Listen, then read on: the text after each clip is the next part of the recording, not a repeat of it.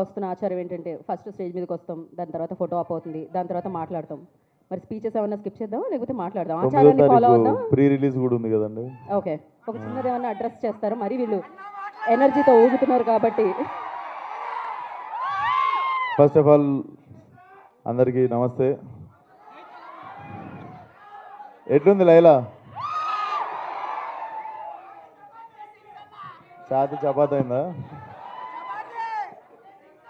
So థియేటర్లకి మీరు కూడా నవ్వి నవ్వి మీ ఛాతి చపాతీ కావాలని డిసైడ్ అయినాం మేము.